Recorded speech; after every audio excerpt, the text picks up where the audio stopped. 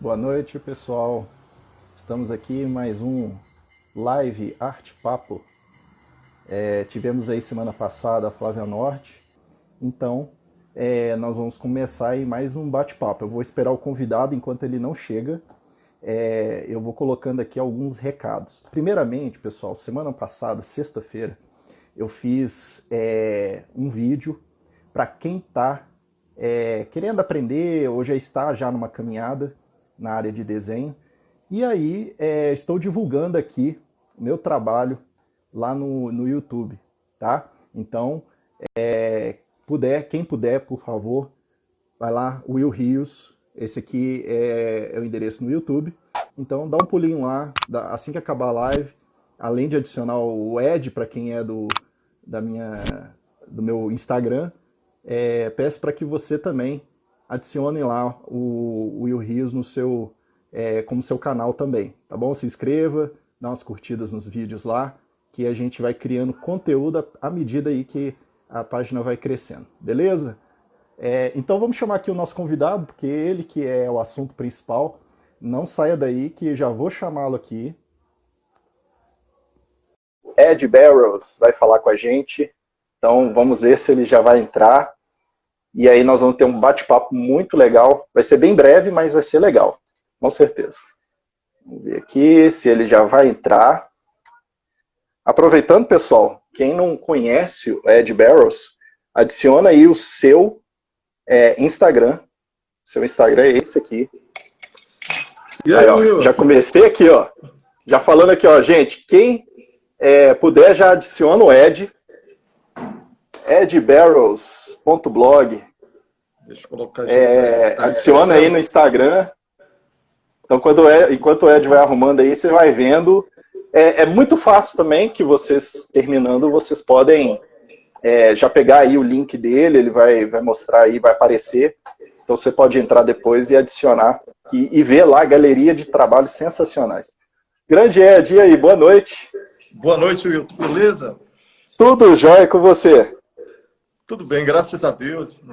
Ô, rapaz, é uma satisfação porque a gente já é amigo aí há um tempo e agora a gente falando aqui sobre arte, aqui sobre esse assunto tão bacana nas redes sociais.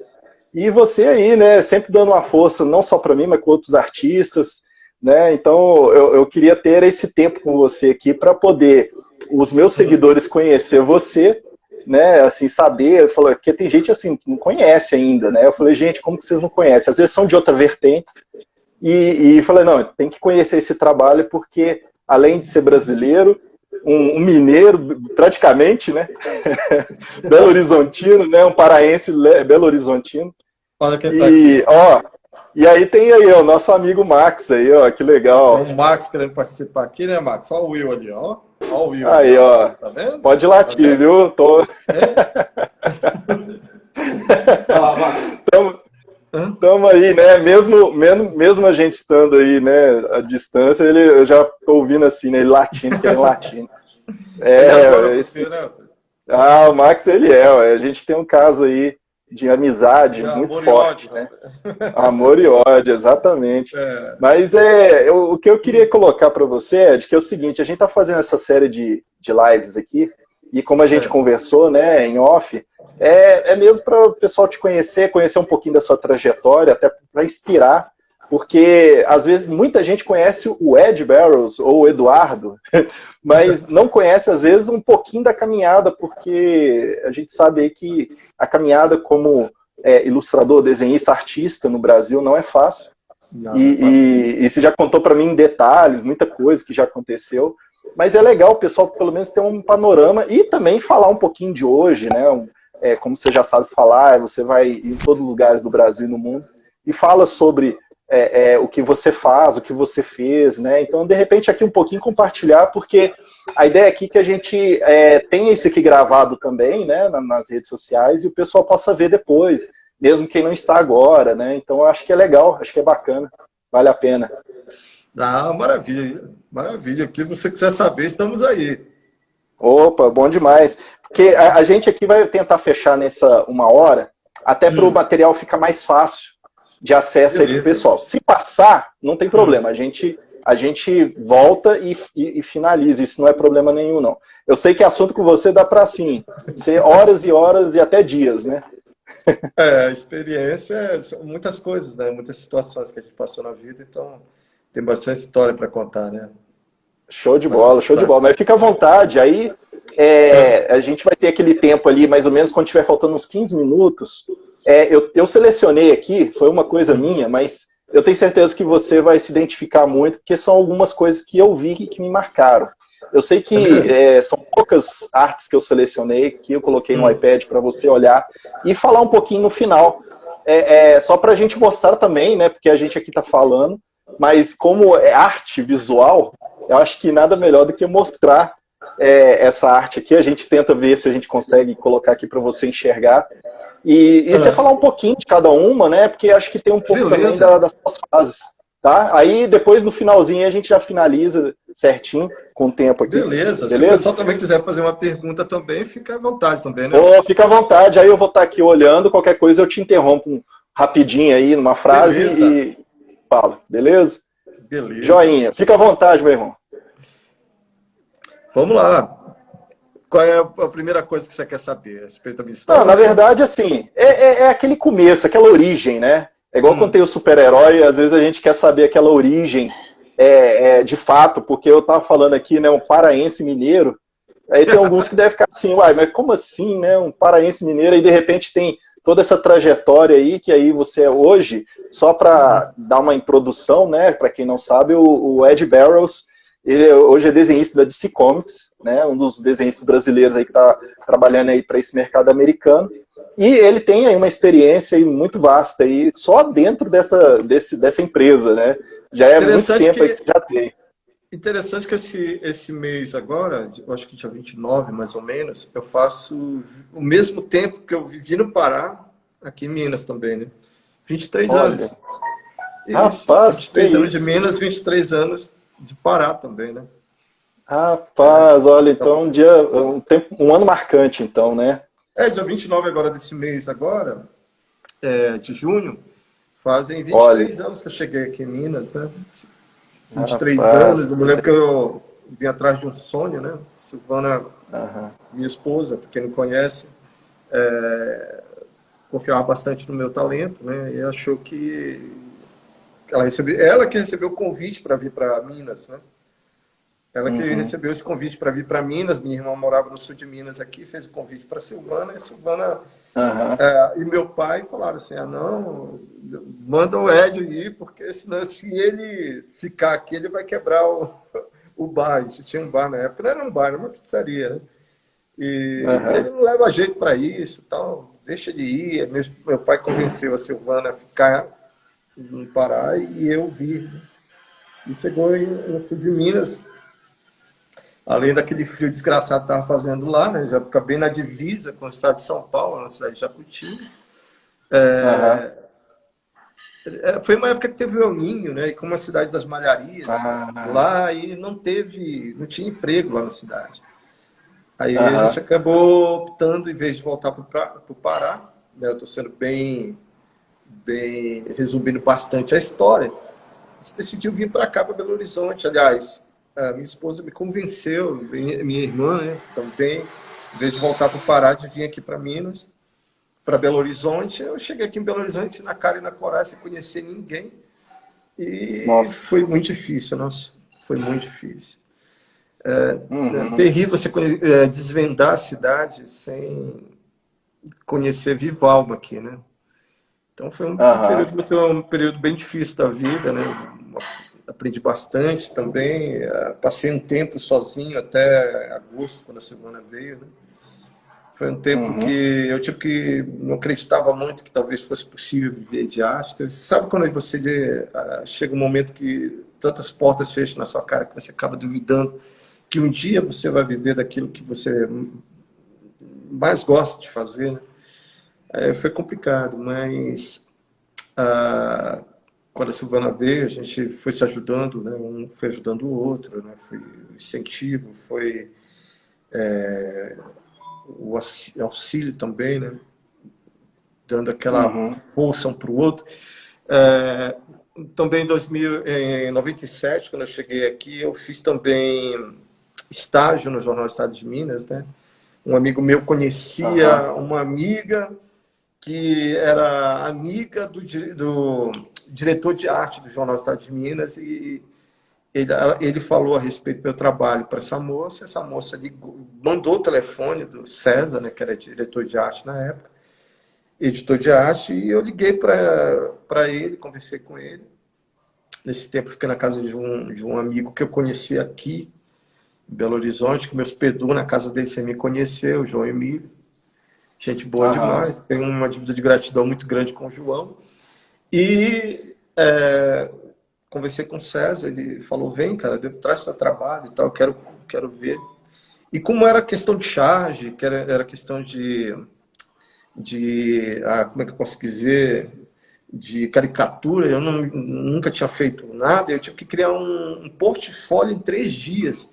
Aí eu peguei material dos filhos do João, né, que eram crianças, lápis de cor, papel, como é que é, sulfite. Aí foi criando, peguei jornal, passei um dia todo estudando o estilo de arte do jornal, né, que tinha lá. E comecei a criar mais ou menos um portfólio naqueles mesmos moldes, né? Aí foi que eu apresentei para eles no dia lá, e ele gostou, falou, disse, cara, tudo que eu tenho para te oferecer nesse momento é um estágio aqui no jornal. E esse estágio foi que me abriu portas que futuramente eu viria trabalhar no jornal. Precisamente 6 anos depois, eles me convidariam para trabalhar dentro do Jornal Estado de Minas, né? Uma coisa também interessante que durante esse período teve o FIC também. Aliás, o FIC não, o Festival a Bienal Internacional de Quadrinhos aqui em Belo Horizonte. Sim, eu lembro que foi esse aí que foi lá naquele perto da Praça da Estação? Isso, na Serraria Souza Pinto. Em 97, eu cheguei no ano da Bienal Internacional de Quadrinhos. Eu lembro que tinha até uns outdoors pela cidade espalhados, tal, da Bienal Internacional de Quadrinhos. Quando eu estava fazendo estágio no Jornal Estado de Minas, o Valfredo, que trabalhava na mesma área que eu lá, né? Só que ele era fotografista, né? Ele falou assim, cara, tem o pessoal do Estúdio HQ aqui e tal. Vai lá conhecer o pessoal. Aí me passou, eu não me lembro se ele me passou o telefone, eu creio que eu tenha achado na leitura, tinha uma leitura que tinha na Avenida Amazônia na época. E aí, Mauro, beleza? O Mauro aí, ó. O Mauro é do Rio Grande do Sul. Grande amigo aí, eu conheci na casa do Ed, inclusive. E não comeu uma costela mal feita mineiro aqui, né? Vou te falar, viu? Os caras só fazendo vontade nessa quarentena. Sim, eu não lembro ao certo se o Valfredo que me deu o telefone do pessoal do Estúdio HQ, ou se foi eu consegui na leitura, eu não lembro direito. Eu sei que eu liguei para o pessoal do Estúdio HQ uma semana antes do FIC, da Bienal, aliás, minto. E eu fui lá conhecer o pessoal, e eu me lembro que todo o trajeto que eu conhecia, eu morava lá no Eldorado, todo o trajeto que eu conhecia era tudo próximo do metrô, né? Tudo pertinho do metrô. Então, meu negócio de localização era o metrô. Eu não sabia andar de ônibus, era só por metrô. Aí eu olhei no mapa onde ficava, fui atrás, conheci o pessoal do Estúdio HQ. Aí foi que o pessoal do Estúdio HQ me convidou, falando, cara, é interessante que nessa época eu achava que o meu trabalho era muito ruim, né? Porque eu morava na cidade de Maracanã, no interior do Pará, e assim, é uma cidade com 30 mil habitantes, né? Então você pode imaginar a quantidade de desenhistas que tem lá, né? Principalmente profissionais trabalhando na área. Então era muito escasso, eram uns 3, 4 pessoas que a gente conhecia, e assim, não havia muita possibilidade de você crescer como artista dentro da cidade, né? Até mesmo que quando o cara pedia para você desenhar, a gente oferecia uma Coca-Cola no lugar. Eu desenhei, eu te dou uma Coca-Cola. Uma Coca-Cola. Olha isso. E tal. Aí eu lembro que eu achava o desenho muito ruim. Quando eu cheguei no Estúdio HQ, o pessoal viu o meu trabalho, eu mostrei algumas coisas que eu estava fazendo no jornal, fiz algumas artes de super-herói, uma coisa assim, sem compromisso. E o pessoal gostou. Eu fiquei assim, pô, esse pessoal tá mentindo para mim, não é possível. poxa, na lata, esse pessoal deve estar querendo, não está querendo falar de verdade que meu trabalho é horroroso, né? Aí, só que não, cara, eu vi que a pessoa estava sendo sincera comigo, e me convidaram para fazer parte do Estúdio HQ e, posteriormente, que eu ajudasse eles no stand que eles tinham na Bienal Internacional de Quadrinhos.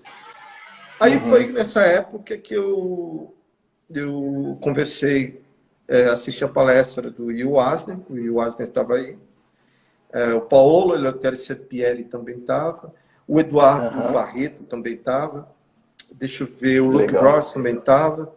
Olha, que legal. Tinha o Jeremy Robinson, né, que é um dos criadores do Coringa, né? E eu lembro que eu fiz algumas artes lá no... Eu ficava tomando conta do stand, né? E às vezes eu costumava ficar na hora do almoço, o pessoal saía para almoçar e ficava tomando conta lá. E ficava criando arte nesse período, testando material que eu nunca tinha visto na vida, né?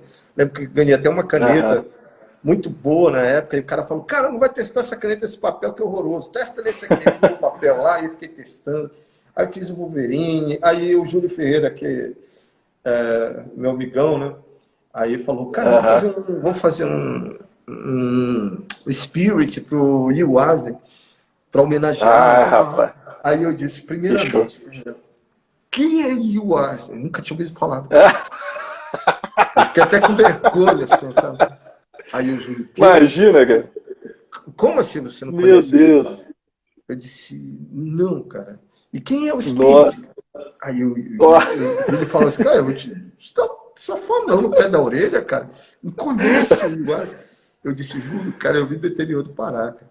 A única coisa que eu conheço mesmo de super-herói é Superman, Batman, Fantasma, Rex, era o que chegava pra gente ali. Spirit nem pensar, cara, era muito limitado. Embora eu tenha estudado animação em Belém, animação, tem muita gente que faz animação, mas não mexe com quadrinho, né? Então... às vezes não conhece. A maioria do pessoal que trabalha com animação era mais questão de games, né? Na época tinha ainda Avatar, tinha aquelas coisas mais sofisticada e mais ligada em animação, e principalmente a animação japonesa que estava chegando no Brasil, Akira. Então, raramente a gente conversava dentro do núcleo de animação sobre quadrinho. Um ou outro gostava de quadrinho, mas era muito pouco. Aí, quando eu cheguei aqui mesmo em Belo Horizonte, foi que eu descobri quem era o Will Eisner, quem era o Paolo Eleutério Serpieri, quem era o Jeremy Robinson, quem era... Os caras eram muito leigos no assunto, né? E até hoje eu pago um grande preço por não ter sido nerd, entendeu? Às vezes tem o Joey Prado, que é o meu agente amigo, que me socorre, né? Que de vez em quando o Joey, quem é esse personagem aqui? O Joey, pelo amor de Deus, é esse aqui e tal. Aí ele me passa as diretrizes, quem é, o tamanho, a altura, sei. às vezes poder... Muitos personagens que eu desconheço. Às vezes eu preciso de alguém para me apresentar, porque às vezes no Google as referências não são tão boas e às vezes isso é uma reformulação grande, né? Então, às vezes tem um amigo meu que tem muito mais conhecimento, por exemplo, dos Novos Titãs, quando eu desenhei a fase dele lá em 2006, 2007, 2006. Eu tenho um amigo do sul de Minas, o Tarcísio Aquino, que ele tinha um site dos Novos Titãs, a Torre dos Titãs, o nome do site dele. Quando eu fui desenhar os Novos Titãs, eu conversei com ele, ô Tarcísio, cara, me fala quem são os atuais Titãs e tal. Ele foi passando todas as diretrizes, me passando todas as referências. Aí foi me ajudando. Mas voltando ao assunto lá da Bienal, foi lá que eu conheci. Engraçado que eu mostrei um desenho meu que eu tinha feito o desenho e o Júlio tinha feito as cores, né, do Spirit. Quando nós mostramos para o Will Eisner, tinha lá o intérprete, né, porque eu não falava, nem sabia falar oi em inglês. E o Will Eisner olhou, viu outros também, algumas outras coisas que eu tinha feito, que eu levei para ele ver. Ele olhou e disse assim... Cara, é muito bonito o trabalho, o traço é muito bom. Você não deseja trabalhar com isso? E eu disse para ele, não sei, talvez sim. Incentivo, se eu fosse você, eu faria isso. Ele deu incentivo. Olha. Aí eu pensei, eu mostrei um trabalho pro Jeremy Robinson também, ele estava lá e olhou, bateu o olho, e disse assim, cara, você não pensa em trabalhar com isso? Tinha um tradutor lá também traduzindo. Aí eu disse assim, eu não sei, eu nunca trabalhei em quadrinho. Ele disse assim, se eu fosse você, eu pensava seriamente nesse ramo. Rapaz, olha que legal. Aí o Luke Ross foi o terceiro que viu, né? Que legal. Eu tinha assistido uma palestra dele e tal. Aí no final eu fui até meio acanhado lá. Não é nem você que está mostrando, é um colega seu que estava lá, pegou material. Não, vamos lá, me empurrando lá. Eu fui lá conversar com ele. Aí eu mostrei meu trabalho para ele, ele falou assim, cara, ele não lembra disso, cara. Eu conversei com ele várias vezes e disse, não lembro, cara, não lembro disso. Olha então, só. Aí ele foi, analisou o trabalho, falou, cara, traço muito bonito. Todo mundo era no traço, a anatomia era péssima, então o pessoal só elogiava o traço. Aí eu olhou e disse assim, cara, é muito bonito o trabalho, então, assim, o traço, tem vida o teu traço e tal, e eu posso ver sentimento, né, no seu trabalho. Então. Aí ele falou assim, você não pensa em trabalhar com isso? Parece que os três tinham conspirado, né, arquitetado em falar a mesma coisa para mim. Aí eu disse, cara, eu não sei, eu nunca trabalhei com quadrinho. Aí ele disse assim, se eu fosse você, eu pensava seriamente nisso. Foi da Bienal. Nossa, Deus. Eu já fiquei. Os três, cara, falaram isso para mim. Rapaz, olha, três caras grandes aí. Eu conheço mais, assim, claro, o Will Eisner e o Luke Ross, né? Trabalhos assim que até hoje o Luke Ross eu acompanho ele. Então, assim, ter esses caras aí te dando uma chancela falando, imagina, falando assim, olha, você quer. Foi aí que eu pensei seriamente no assunto. Esse cara precisa estudar quadrinho para tentar entrar no mercado e tal. E nesse período aí eu tomei essa decisão, né? E eu fiz o meu primeiro dinheiro recebido por trabalhos que eu fiz foi na Bienal Internacional de Quadrinhos. A gente montou um esquema lá, legal. né? Eu, o Júlio e mais um colega, né? Que eu desenhava muito rápido e eles finalizariam, né? Eu faria tipo um rabisco e eles iam completando a arte lá para a gente fazer para ganhar grana, né? E a gente dividia em 3 partes iguais. Eu sei que a gente começou fazendo uns 3, 4 desenhos num dia. Eu acho que o evento, se não me falha a memória, não me lembro se era 10 dias ou uma semana, acho que era uma semana. Sério, Will, quando o pessoal percebeu que a gente estava fazendo lá, desenhando no stand do Estúdio HQ, começou a chover gente, pedido, eu quero, tinha que pedir 3 desenhos, eu pedia 4, aí começou a chover gente, aí a gente começou a desenvolver, eu me lembro que deu para faturar um dinheiro bom, aí eu cheguei todo animado em casa, olha assim, meu primeiro dinheiro com desenho e tal, dá para viver disso. Aí logo depois da Bienal Internacional de Quadrinhos, eu me uni a 3 colegas, 3 amigos, o Júlio entre eles, e a gente formou um estúdio de quadrinhos para trabalhar com ilustrações, né, de livro didático, paradidático, livro técnico, a agência de publicidade. A gente criou que legal. Jev Comics, o Jev Studio. Que olha! Era eu, o Júlio Ferreira e o Vilmar. O Will Conrad. O Will Conrad. Isso. Aí formamos o estúdio e fomos trabalhamos com isso durante de 98 até 2000, se não me falha a memória. Olha, rapaz. Só fera, hein? Só fera. Aprendi muito com esses caras aí, né? Cara fera. E, logicamente, tudo no começo você passa seus perrengues, né? Chega um momento que você pensa assim, isso não vai dar certo, não vai dar certo. A coisa não caminha, sabe? Sério. Só que não tinha volta quando eu vim para cá. A Silvana vendeu tudo lá no Pará. Olha, eu tinha uma vida boa, uma vida farta, né? Pô, cara, eu morava do lado do meu pai, não pagava aluguel, né? A gente tinha uma renda muito boa. E, cara, você trocar tudo... E tinha uma hora que a gente chegava no ombro da Silvana e ela no meu, e se escorava um ombro do outro, e chorava, e dizia assim, o que a gente está fazendo aqui, gente? Deu muita vontade de ir embora. Deu muita vontade de ir embora. Mas tudo tem seu tempo, né? Tudo tem seu tempo. Em Com 99, em 99, eu vi falar do Art Comics, né? Que era uma agência que faz, né? Que, nessa época já tinha, que faz o agenciamento. Nessa época já tinha muitos artistas trabalhando, Deodato, né? Tinha o Joe Prado, tinha Joy Bennett e muitos outros, né, trabalhando. E o Will Conrad, tanto o Will Conrad quanto o Júlio Ferreira já tinham feito teste para lá. O Roger Cruz também está nessa época aí? O Roger Cruz, né? Todos eles. Aí eu pensei comigo, cara, vou arriscar. Eu vou arriscar. O pessoal, todo mundo já tinha falado aqui, olha, é muito difícil conseguir entrar lá. A gente já tentou. Tal, e eu disse assim, cara, se eu tiver que levar um não, vai ser na lata, assim, mas eu vou aprender esse negócio, eu vou entrar. Aí eu peguei e comecei a preparar teste, comecei a estudar. Eu estudava desenho, mas não estudava composição e narrativa, que são essenciais para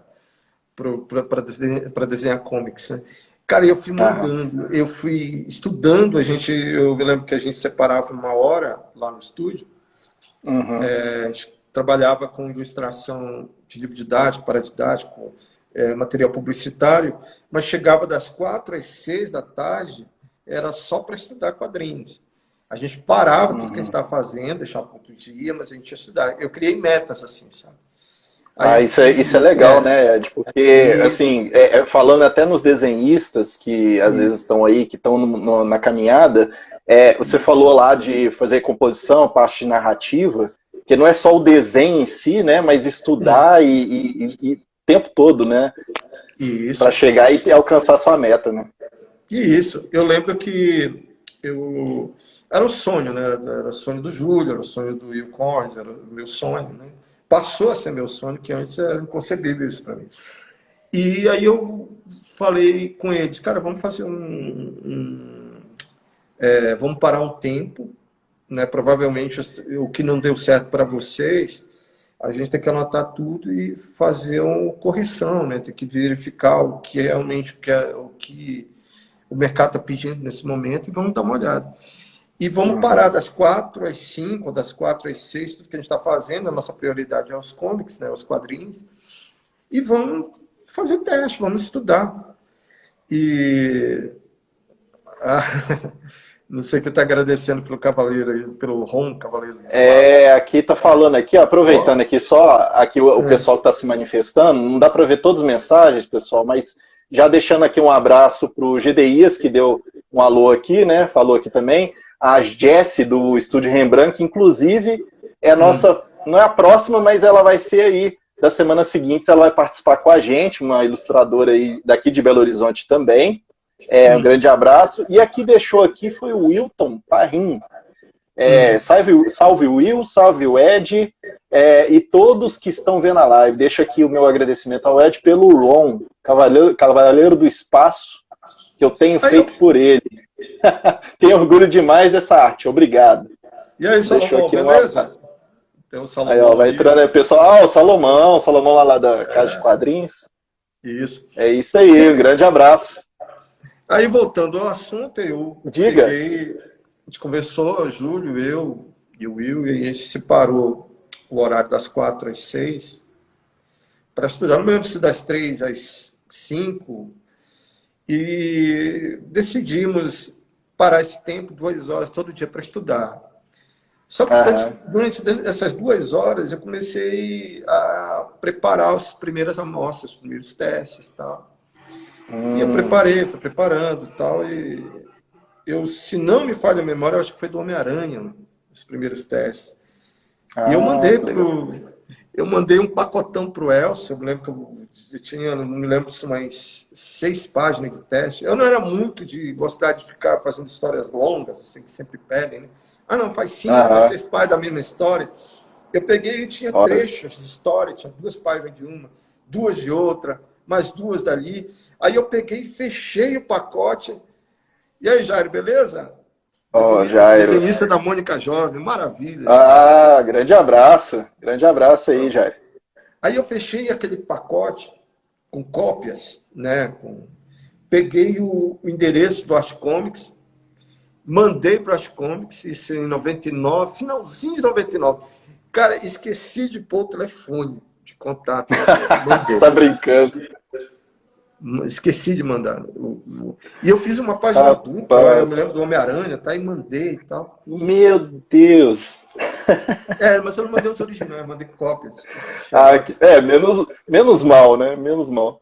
E eu me lembro que eu pegava a página dupla mesmo como é que é? Na Xerox, né? Na cópia.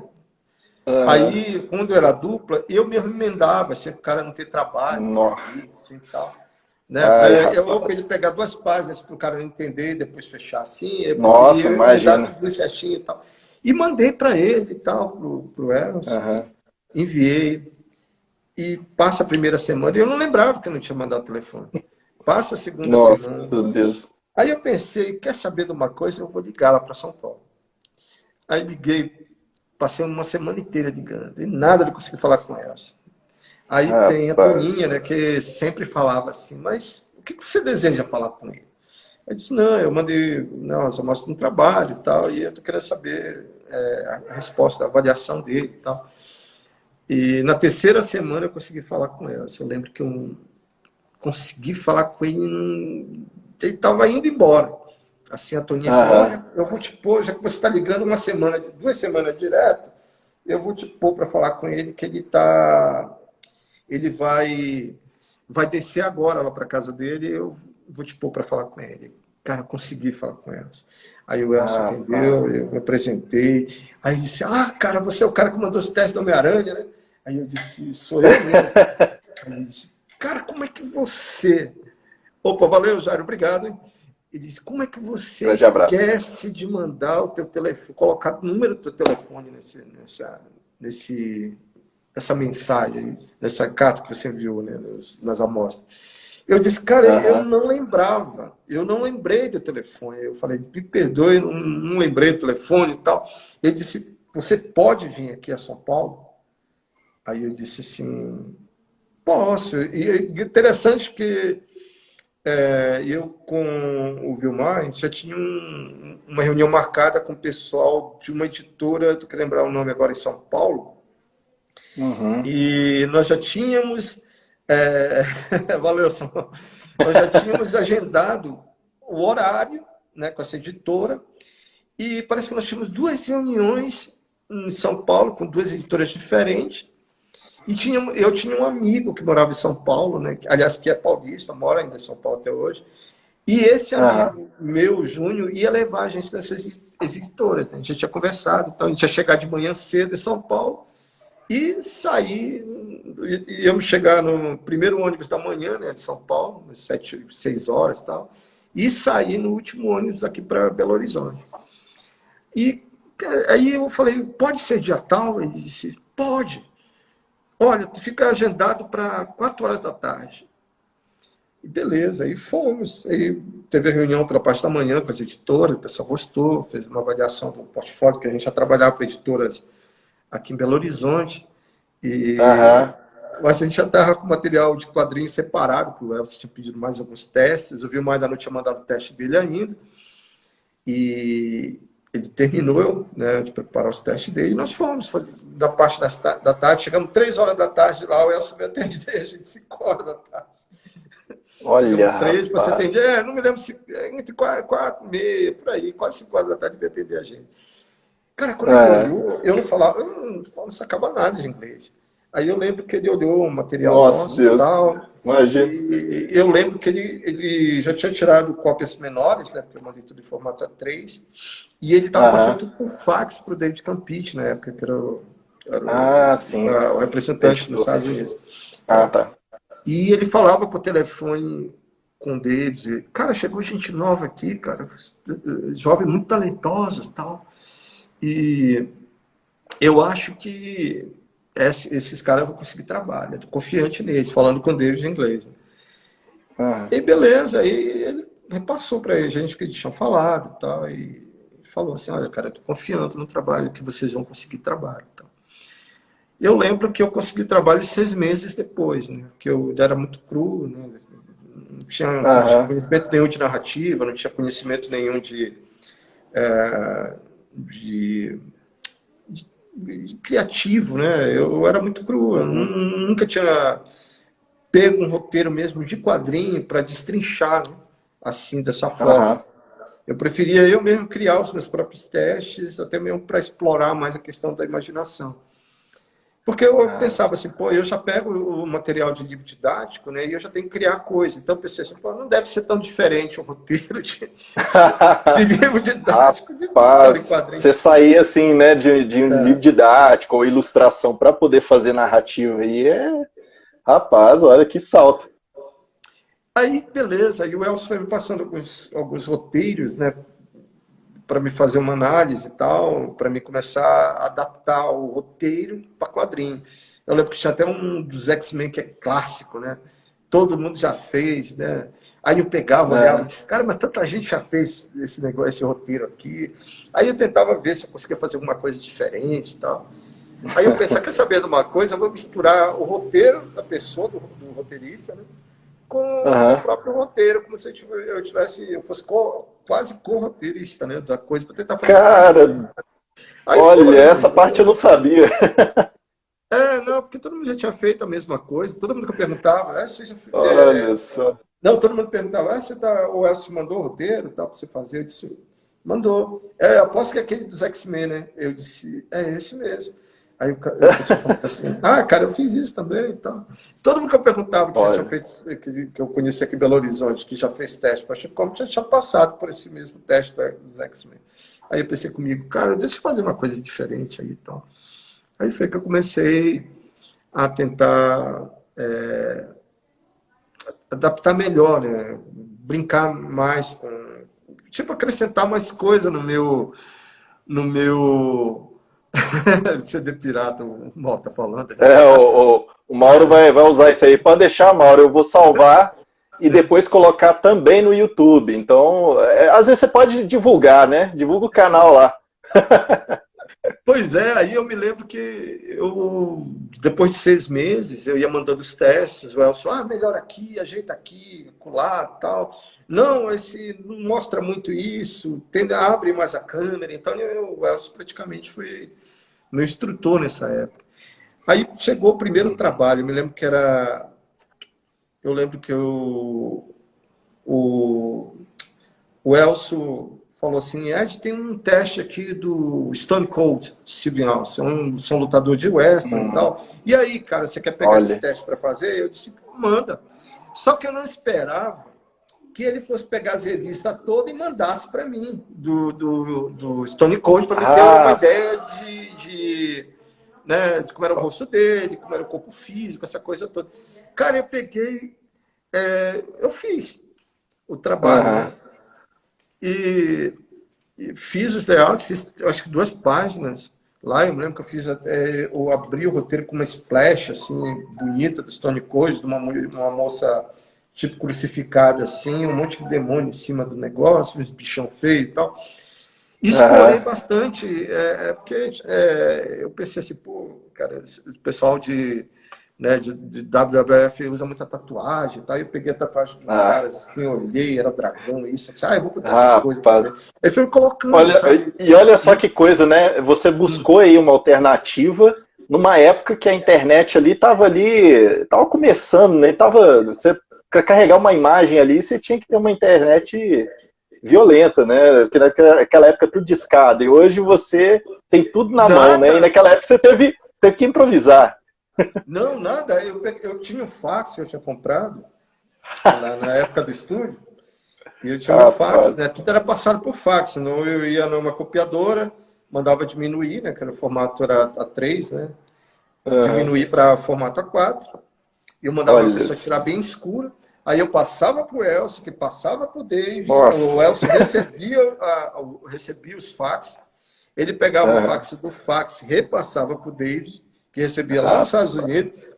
O David pegava o fax do fax e passava para o Brian Pulido, que era o editor e dono da editora. Então o cara já recebia o fax do fax do fax. Meu Deus, quando eu peguei esse trabalho, o Elcio falou, Ed, é o seguinte, agora, para o cara ver o teu trabalho, eu vou te passar o telefone do fax da Chaos Comics e você vai passar direto para os caras lá, para eles poderem ver o teu layout real para provar. Aí, e as páginas também. Então eu esperava da meia-noite, ficava mais barato, né? E eu pegava, tirava a produção da semana, né? A produção da semana. Às vezes eram 5, 6 páginas. Aí eu tirava, era formato A3, né? Eu tirava na copiadora formato A4, né? Bem escuro. E, cara, eu ia emendando uma na outra para que eu não ficasse passando fax, né? Aí caía uma e botava outra, caía uma e botava outra. Não, eu colocava uma só, ligava, colocava no Viva Voz, ligava. Quando eu escutava o sinal de fax lá, eu acionava aqui, ele ia passando, né? Todas as artes emendadas uma na outra. Que era isso, assim que fazia. Meu Deus aí do quando ele céu, aprovava, rapaz. ele mandava as inscrições, né? E dizia assim, não, tem que dar uma mexida nisso, dar uma melhorada aqui e tal. Aí quando estava as artes toda pronta, eu continuava emendando uma na outra, passava para aprovação. Aí eu despachava para os Estados Unidos, né? O Elcio me passou a conta da FedEx, lá da Chaos Comics. Aí nessa época... Não, eu mandava para as Comics na época via FedEx, né? SEDEX, e de lá eles mandavam para os Estados Unidos. Eu não me lembro se o arte finalista era brasileiro, eu não lembro. Rapaz. Não me lembro. Aí eu durei nessa etapa aí 4 histórias. Cara, estava difícil, estava complicado. Eu tinha muita dificuldade com anatomia feminina, com composição, com narrativa, com elementos básicos da história em quadrinho. Eu não sabia desenvolver uma história, eu não sabia deixar ela melhor, né, para o leitor. E aquilo me incomodava. Me incomodava a mim, imagina, para o leitor. Eu pensei comigo, cara, eu preciso parar, cara, eu estou muito cru, eu preciso estudar. Tá horrível. Eu me E o que você arrumou? Eu liguei pro Elcio, contei isso para ele, Elcio, eu preciso dar uma parada, cara, porque meu trabalho está muito ruim, está muito ruim. O Elcio virou para mim e disse assim, Ed, estuda trabalhando, cara, é a melhor coisa que você faz, tal. Só que os prazos eram muito corridos, né? Eram muito corridos. Às vezes tinha 3 semanas para desenhar uma história inteira, né? Nesse processo, e às vezes ainda demorava, ainda reduzia para umas 2 semanas e meia. Às vezes tinha que varar a noite trabalhando e tal. Aí eu peguei e disse, não, cara, eu não dou conta. Eu preciso parar. E ele falou assim, olha, você tem um problema, cara. As pessoas vão esquecer de você, vai ser difícil, cara, para você entrar no mercado depois.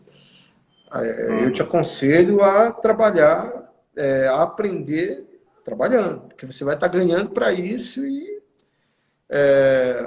você vai estar ganhando para isso e ainda vai estar estudando. Só que eu falei para ele, cara, não dá tempo de estudar. Não dá, você tem aquela pressão de você ter que desenvolver o roteiro. Mal eu terminava uma edição, o roteiro já chegava. Ou seja, ele já chegava com prazo para você entregar já, e você tinha 2 semanas e meia, às vezes você tinha... Eu creio que eu nunca tive naquelas 3 semanas direto para trabalhar, eram umas 2 semanas e meia. Teve um que eu tive que fazer em 13 dias, uma história inteira. Né? Aí eu falei, não, cara, não dá, não tem qualidade, como é que eu vou poder estudar se eu não tenho tempo para respirar? Para piorar a situação, chegou um momento que eu estava tendo que fazer teste para pegar o serviço dentro da própria editora. Aí eu falei, o trabalho está tão ruim que para o próprio editor me passar trabalho, eu tenho que fazer teste para a própria editora, né? Para a mesma editora. Falei, não, isso não está correto. Aí eu conversei com ele e eu dei um tempo e fui estudar. Foi aquele tempo que você falou que você teve um hiato aí, né? Que você parou. Ainda recebi você ficou quanto tempo? Eu me lembro que eu também recebi um convite para fazer umas histórias eróticas para um site nos Estados Unidos. Estava estreando ainda esse negócio de site. Então. E, cara, eu não me sentia à vontade nem um pouco. 2 filhos pequenos em casa, eu morava numa uma casa pequenininha, né? E eu tinha que fazer o trabalho só de madrugada. Eu disse, não, E já era aqui em Belo Horizonte, né? Você já tinha saído do Pará, já estava aqui na região de Belo Horizonte. Não, todos esses testes, os primeiros trabalhos, foi tudo já aqui em Belo Horizonte. Você já estava aqui. Na verdade, para ser mais exato, em Contagem. Né? Em Contagem, então foi complicado. Aí eu pensei comigo, cara, não dá. Esse não é o tipo de trabalho que eu vou sentir prazer em fazendo. E, cara, eles estavam pagando, se não me engano, $350, eu acho, por página, desenho arte final. $300, eu não lembro agora. E $300 praticamente já estavam segurados que eu ia fazer a história e tal. E eu precisando da grana, eu me lembro que estava 4 e pouco, acho que o dólar na época. Aí eu pensei comigo, não dá para mim, cara. Eu não vou sentir prazer em fazendo isso. E eu sempre pensei que eu gostaria muito de fazer histórias e eu pudesse mostrar para os meus filhos, entendeu? E eu pensei comigo, isso é uma coisa que eu não vou conseguir mostrar para eles. E eu não queria fazer histórias que eu não pudesse mostrar para minha família, para minha esposa, para os meus filhos, né? E de histórias que eu não pudesse sentir orgulho de estar fazendo, de sentir prazer naquilo que está fazendo. Eu peguei e disse, não, isso não é para mim. Aí eu lembro que eu conversei com o Elcio falou assim, você é louco, cara? Você está recusando trabalho?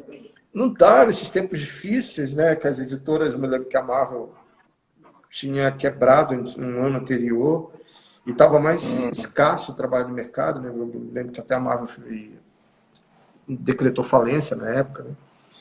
E ele disse, pô, cara, tá complicado, você não quer pegar mais trabalho? Eu disse, não, eu prefiro dar um tempo, parar.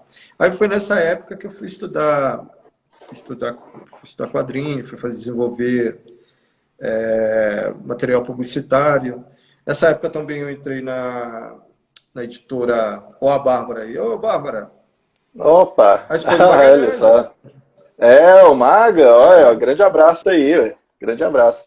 Aí eu peguei, fui trabalhar na editora e gráfica Del Rey, perto de casa, lá em Contagem. Agora essa existe até hoje, né? Isso, é a maior gráfica daqui de Belo Horizonte. Isso mesmo. Isso mesmo. Aí eu comecei a trabalhar lá em 2001 e trabalhei até mais ou menos o finalzinho de 2002. Aí nessa época eu recebi o convite eu peguei os testes, né? Um agente de São Paulo entrou em contato comigo, né? Entrou em contato comigo e disse assim, pô, Ed, cara, o que você está fazendo? Tem algum representante e tal? E eu falei, cara, não tem representante nesse momento, eu estou dando tempo e tal. Ele falou, cara, deixa eu te representar. Aí eu falei para ele, tá, tudo bem, vamos tentar, né? E eu mandei para ele umas amostras de testes de estudo que eu estava fazendo. Eu mandei para ele num dia, no outro ele me arrumou trabalho. Aí já fui fazer o G.I. Joe. Só que o editor falou, não, o trabalho do Ed está muito bonito. Eu queria ver umas amostras dele no G.I. Joe. Aí ele entrou em contato comigo, ligou lá para a editora, eu falei, cara, eu não vou fazer amostra não. Se ele quiser, vai ser essas que eu te mandei aí. De estudo, não tem tempo para ficar fazendo amostra. Aí ele mandou uma mensagem para o editor disse assim, quer saber de uma coisa? Deixa eu fechar 4 histórias logo com ele, que eu estou apostando que ele vai desenvolver bem a história. E dessas 4 histórias, virou 9, se não me falha a memória. Total. Aí fiquei trabalhando, a editora quebrou, né? A editora Del Rey, aliás, a gráfica Del Rey fechou o departamento da editora, justamente na semana que fechou o contrato para que eu fizesse essas 4 edições do Dia de hoje. Olha só. Aí eu comecei a desenvolver as histórias. Nessa época, em julho mais ou menos, isso foi de dezembro para janeiro, a editora fechou, né? Fechou as portas, a editora Del Rey. E eu comecei a trabalhar só com quadrinhos durante esse período. Foram 5 meses, até que chegou o momento que o jornal entrou em contato comigo, o jornal Estado de Minas. Estado de Minas. Feito estágio em 97, já feito estágio lá. E o Marcelo Ledes, que trabalhava no Jornal Estado de Minas, tinha mudado para São Paulo, ele tinha recebido uma proposta, acho que do Estadão, não me lembro, da Folha de São Paulo, uma dessas aí, e ele foi morar para São Paulo e deixou um buraco aberto lá. E eu não me lembro se foi ele, foi o Robson, não lembro. E eles entraram em contato comigo para substituir ele. Aí eu aceitei a proposta e comecei a trabalhar no jornal. Então eu trabalhava no jornal pela parte da tarde, né, das 3 às 10 da noite, e eu fazia material do G.I. Joe das 6 horas da manhã até mais ou menos 1 da tarde. Chegava em casa, alguma coisa que tivesse deixado, eu finalizava, né? E eu fui fazendo isso até que, em 2004, no comecinho de 2004, o meu antigo agente resolveu brigar com o editor, que o editor resolveu conseguir o meu contato direto, né? O editor conseguiu meu contato direto no meu e-mail. Gente! Eu não me lembro se foi eu que mandei o e-mail para o editor, né? Ah, não, eu vi na revista, o editor tinha mandado para mim, e eu vi na revista o e-mail do editor de todo o departamento. Aí eu disse, pô, deixa eu entrar em contato com o editor, mandar um alô para ele e tal, dizendo que eu estou feliz, tá trabalhando bem. Nisso aí o editor começou a lidar comigo e o agente não gostou de eu ter feito isso. Mas só que na cabeça dele, o editor tinha entrado em contato comigo.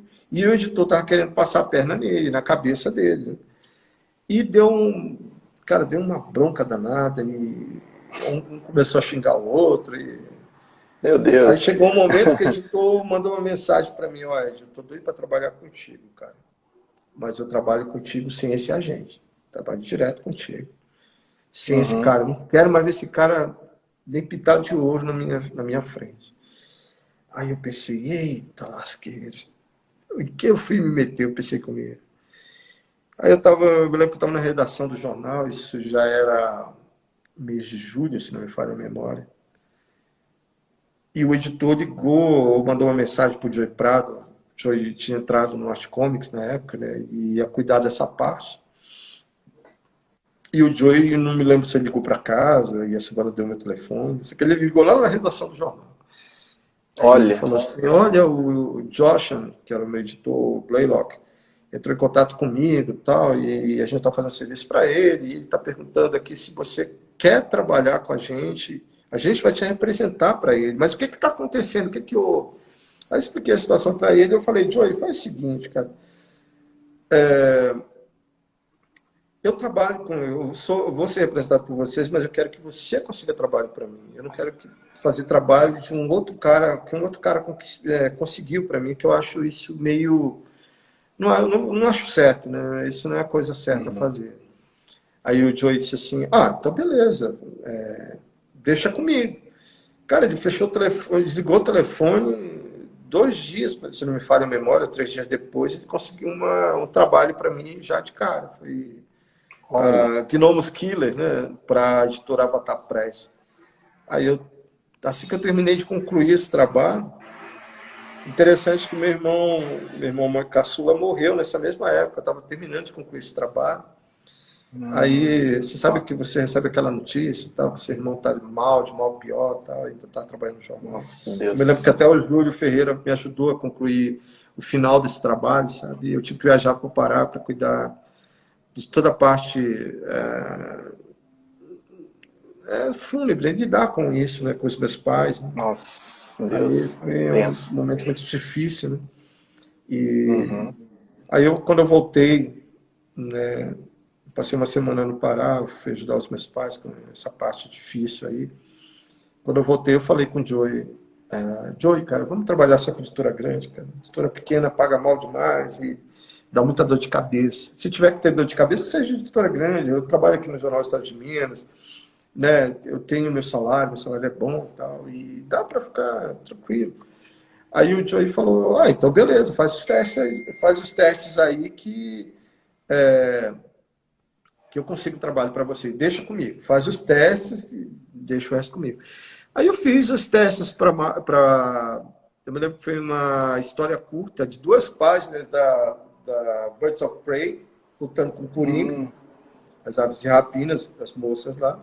Fiz uma página dupla, Aí eu morri na ideia da primeira página. Eu disse, pô, como é que eu vou fazer a página de abertura? E fiquei. Aí eu pensei que não dá. Enquanto não vem a ideia para a página de abertura, desenhar um modelo de capa, né? Que geralmente já pede. Você faça 5 páginas corridas. Dentro dessas 5 páginas, seria bom uma página dupla para ver como é que você desenvolve ela. E uma simulação de uma capa. Aí eu peguei e fiz a simulação de capa, que era da Marvel. A história curta eu ia fazer da DC, que eu fiz da Birds of Prey. E fiz uma simulação de capa que era o Capitão América segurando o Bunker morto. E uma cara do cara de caveira atrás, do caveira vermelha atrás. E fiz essa capa e aí eu comecei a perceber que eu não tinha enredo para fazer a primeira página de abertura, né? Me meti a besta de querer eu mesmo criar o roteiro, né? Aí nada da ideia vir, aí mandei pro Joey, aí o Joey gostou, tá? Pô, mas só isso, Ed, disse, esse Joey é só o que eu tenho aqui que veio na minha cabeça.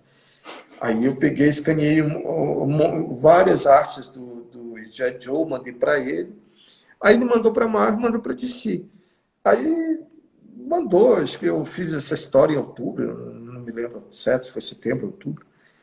Aí deu novembro, o finalzinho de outubro, o Joey me ligou, disse assim, olha, Ed, a Marvel tem uma história curta do Wolverine para te passar, cara. Olha só. Entre 10 ou 12 páginas. E aí, topa fazer? Eu disse, pô, cara, tô dentro. Ed, aproveitando aqui, só um minutinho. Eu estou olhando aqui o cronômetro que já está finalizando. Eu deixei passar porque eu acho que está muito legal. Vamos fazer o seguinte, porque cada live ela tem 1 hora. Então, vamos encerrar essa e já começar outra para a gente ter já um tempinho melhor para não ficar aquela coisa corrida de cortar no meio, como a gente já está cortando. A gente corta aqui. Pessoal, vocês que estão participando, vocês entram com a gente aí na próxima, tá? A gente vai procurar não demorar muito, mas tá muito legal. A gente acaba vendo assim, 1 hora passou muito rápido. Voando. Passa voando. Aí a gente coloca aí mais uns 15 minutos, 20 minutos, porque acho que dá pra gente conversar um pouquinho e fazer uma parte 2 aí pra frente, né? Porque tem história, né? Oh, que não falta história. Não. Bom demais, bom demais. Porque a gente... se o Diogo aí, ele vai ficar acanhado comigo, né? Ah, que isso. Não, é muito legal, essas histórias são interessantes e a gente aprende muito com elas, né? Então, continuando depois ali que você falou, né? Então, o Joey entrou em contato comigo falando que a Marvel tinha gostado dos testes e que tinha uma história curta de 12 páginas, não lembro se 10, 12 páginas, para me passar, do Wolverine, né? E eu peguei, perguntou, e aí, é uma boa história para você entrar na Marvel, né? E fazer história lá. E eu disse, cara, e aí, topa? Ele perguntou. Disse, cara, na hora. E quando é que chega o roteiro? O Joey falou assim, olha, Ed, talvez daqui a 2 semanas, daqui a 3 semanas, o roteiro ainda está sendo feito, ainda escrito e tal. Vai levar aí mais ou menos umas 3 semanas, 2 semanas e tal. E deu o final de outubro, nada. Chegou o começo de novembro, nada. E aí foi passando o tempo e nada. Aí eu lembro que no dia 20... Aí o Joey entrou em contato com o editor lá da Marvel. O cara falou assim, olha, nós resolvemos colocar essa história mais aí lá para começo de dezembro, talvez no início do ano, pro Ed. E aí eu conversei com o Joey e disse, Joey, então vamos esperar, né? Não tem nada a fazer, esperar. Aí eu lembro que dia 22 de novembro, não esqueço da data até hoje, eu lembro que eu estava na Via Expressa, já estava no distrito de Contagem, quando o meu telefone toca, no meio da Via Expressa. Eu tive que parar o carro no meio da Via Expressa lá para atender, era o Joey. Nossa. Aí o Joey falando, Ed, você conseguiu o teu primeiro trabalho e tal. Aí eu falei assim, olha, Joey, que legal, cara. É na Marvel? Eu disse, não, cara, na DC, eu amo essa história, tá? Tô todo empolgado, Joey. Aí eu falei assim, da DC? Ele disse, é o Bloodhound. Aí eu disse, cara, eu nunca ouvi falar. Eu pensei comigo, nem vou falar que eu nunca ouvi falar para ele. E disse, cara, tô te passando Começou ali, todas né? as referências. Aí ele falou assim, não, aí me explicou mais ou menos do que se tratava e tal. É muito bom, cara. A história é maravilhosa. E não tinha nada a ver com super-herói, né? Eu pensei, pô, peguei uma história de super-herói e tal. E disse, não tem nada a ver com super-herói. É muito bom, você vai gostar. E mandou a história para mim, mandou todas as referências para mim que eu precisava. E ele falou assim, olha, eu estou te enviando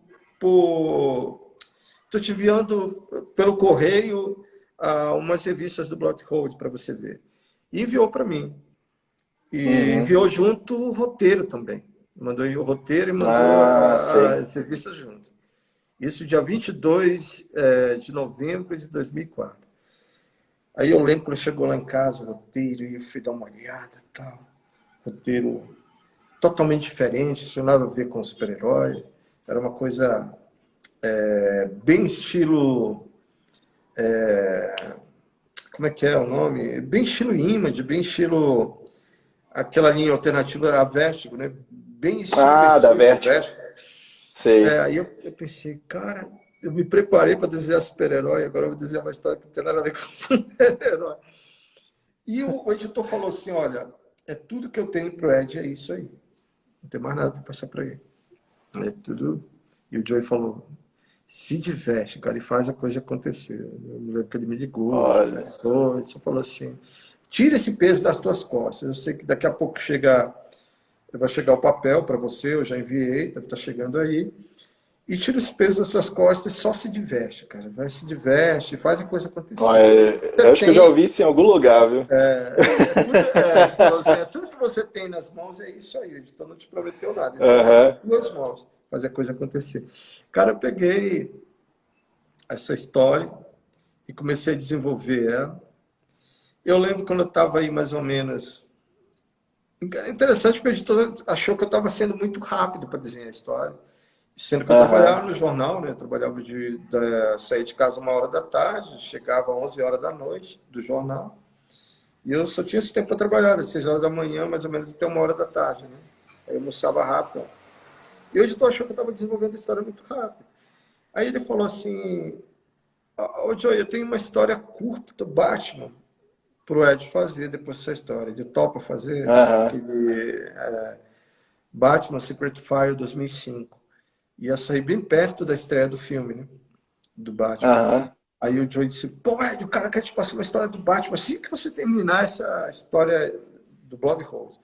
Aí eu comecei a desenvolver a história e tal, e mandei, fechei a história de Todorô, e um mês depois ele me passou a história do Batman curta para me fazer.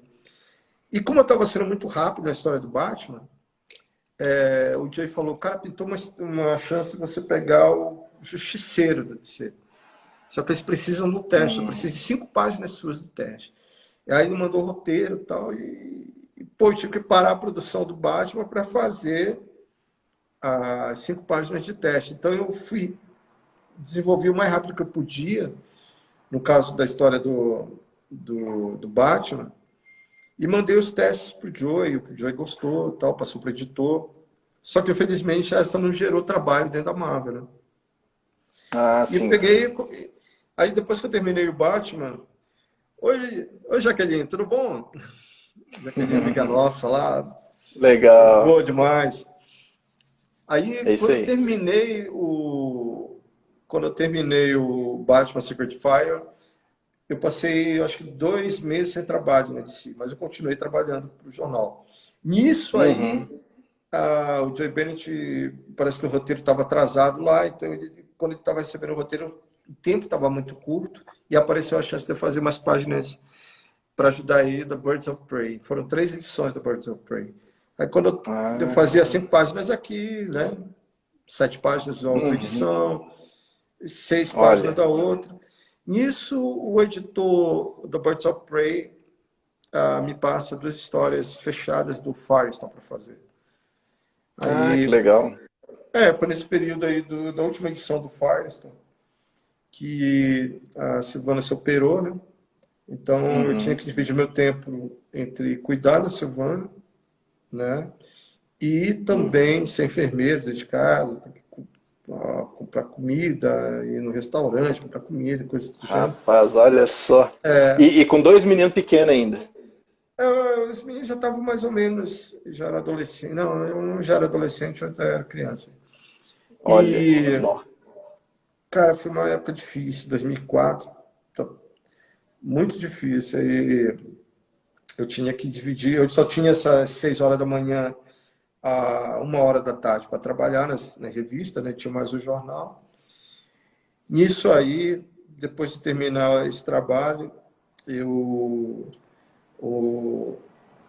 tinha férias, né, para tirar, e meu sogro morre, rapaz. Esse período, 2005, aliás. Meu sogro morre, tem aquele estresse emocional, né, o estresse do trabalho já gerado. Cara, foi um período muito difícil, e eu pensei assim comigo, falei com o Joey, né, pô, Joey, meu sogro morreu, cara, eu vou ter que ir para o Pará, né? E eu já tinha demandado a Silvana na frente, porque eu tinha que terminar a história, eu estava no jornal ainda, no meu plantão de Natal, né? E quando eu voltei, eu conversei com o Joey falou, não, pode deixar que eu vou conversar com o editor e tal. E o editor falou assim, olha, eu tenho um projetaço agora para o início do ano e eu quero encaixar o Ed nesse projeto. Ele até explicou o que se tratava, mas você estava com a cabeça tão a 1.000 por hora por causa do problema, né? Da morte do meu sogro, né? O cansaço físico e mental do jornal. Aí eu lembro que, cara, quando eu voltei do Pará, eu comecei a fazer a primeira edição, era os 52, a Mega Saga 52. Já estava no 52. Isso. Não era os Novos 52, era a saga chamada 52. Tá. E o material era semanal. Rapaz. Se já mensal já é corrido, semanal, você imagina o sufoco. Meu Deus, então, que isso? Para a história, para a arte não ficar tão diferente de uma coisa para outra, você recebia o roteiro e mais layout já pronto da história. Você já recebia para ficar coeso. Já ajudava. Das equipes, porque eram vários desenhistas, né? Então, para ficar todos os estilos, esses estilos tão diferentes ficarem muito coeso, ter uma ligação entre tudo, né, em questão de arte, aí nós tivemos aí uma pessoa que fez todos os layouts, né? Cara, aí eu fiz a edição 7. Eu não me lembro se eu fiz a 12, a 13. Eu sei que na edição 12, eu estava em casa, estava tão cansado, tinha voltado ao trabalho e tal, que você sabe quando você vê assim, a tua vista apagar, assim, você desmaia. Aí eu me lembro que a Silvana chamou um amigo nosso, tal, que me levou até o hospital. Aí o médico, foi a primeira vez que eu andei de cadeira de roda na vida. O amigo colocou o máximo, me colocou na cadeira de roda, me levou até o médico, a Silvana já estava na frente já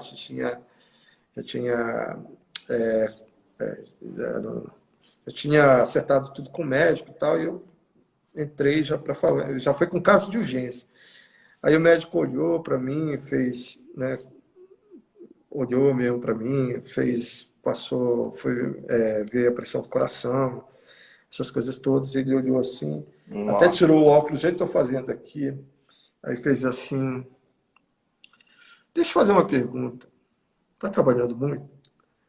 Aí ele disse assim, aí eu nem respondi, assim, mas eu já fui falando, esse trabalha muito, doutor. Aí disse, como é que é a sua rotina de trabalho? Falando, eu acordo muito cedo, 6 horas da manhã, e trabalho uma editora americana até mais ou menos 1 hora da tarde. E quando eu volto do trabalho no jornal, 10 horas da noite, eu chego 11 em casa e às vezes eu tenho que arrematar o que eu deixei pendente durante o dia. Aí ele falou assim, cara, é o seguinte, você é muito jovem, cara. Você vai, do jeito que você está indo nessa rotina aí, você está encurtando seu tempo de vida, cara. Você precisa decidir, porque vai chegar uma hora que isso aí é um aviso do seu coração, do estresse que você está tomando. Daqui a pouco você vai me chegar aqui no consultório ou com derrame, né, com AVC, que é o que vai acontecer contigo, ou com uma parada cardíaca, com arritmia cardíaca. Você está com arritmia cardíaca agora. Aí eu disse assim, ou você continua do jeito que você está e bate as botas antes dos 50 anos. Eu estava nessa época com 30 anos de idade, com 29 para 30 anos. Ou você toma uma posição e escolhe parar. Escolhe um trabalho só. Aí eu terminei... Aí passou lá um calmante, algumas coisas do gênero. E eu conversei com o Joey e eu decidi sair da DC. Eu disse assim, não, eu não dou mais conta, cara. Eu vou ficar no jornal, porque o jornal tem plano de saúde, eu tenho... todas as garantias aí, né? Todas as garantias e tal. E eu já tinha conversado com a Silvana, né? E como eu já tinha tentado viver de quadrinho antes, deu aquela confusão, eu estava meio traumatizado, sabe? Deu aquela confusão contra a gente. Tinha passado quanto tempo, Ed, daquela pausa para esse momento que você estava vivendo agora, na história? Da pausa do... Você está falando daquela vez... que você parou com os quadrinhos daquela vez e depois você teve esse momento aí que... Você teve esse momento aí de escolha, né? Olha, da primeira pausa, que foi em 2000, eu pausei mais ou menos aí em junho, julho de 2000, e só fui voltar a mexer com quadrinho em 2002, que eu fui fazer o Dia de... Rapaz, estão quase 2 anos aí, então de... Isso, praticamente 2 anos, que eu não lembro a 2 data anos, certa. né? Aí Rapaz. eu parei 3 meses em 2004, foi quando o Joe entrou em contato comigo e tal. Eu fiz uma história do Gnomes Killer, né, para da Avatar Express, ou Avatar Press. E da Avatar até o trabalho da DC foi uns 3 meses aí. Só que durante esse período eu fui trabalhando um mês sim para DC, outro não tinha um trabalho regular. Mas aí eu acho que de setembro até dezembro eu fui trabalhando direto para DC. Eu fui fazendo um trabalho mensal praticamente, né? Em títulos diferentes, né? Um título aqui, outro lá, tal. Só que com os 52 eu estava trabalhando numa carga de trabalho brutal, né? Porque era uma história meio semanal. E mais o trabalho do jornal, aí eu tive esse problema aí de saúde, né? Tive esse estresse, né? Apaguei mesmo. Eu conversei com o Joey, isso eu acho que em março, e falei com ele. Aí eu disse, Joey, vou mandar um e-mail para o editor, você traduz para mim, e eu manda de volta e eu envio para ele. Aí no e-mail que eu enviei para ele, eu falava que eu agradecia a ele pela oportunidade, que o meu sonho era fazer uma só edição para DC, né?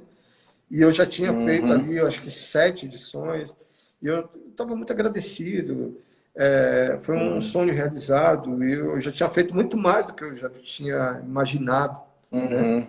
Sim. E eu agradecia, eu falei que eu tive um problema de saúde e que o médico falou que eu tinha que escolher, né, entre um trabalho e outro, e infelizmente eu tinha que optar pelo jornal, porque eu tinha plano de saúde, eu tinha garantias no meu trabalho, né, expliquei a minha situação no jornal, expliquei que eu tinha uma família, né, que eu não tinha mais a chance de brincar de desenhar quadrinhos. Né? Para mim aquilo tinha que ser um trabalho.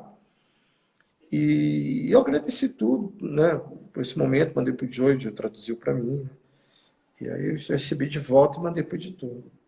Aí passou, assim, sei lá, 1h30 depois, 2 horas, o editor mandou uma resposta e disse, Ed, dá aí para a gente 2 semanas.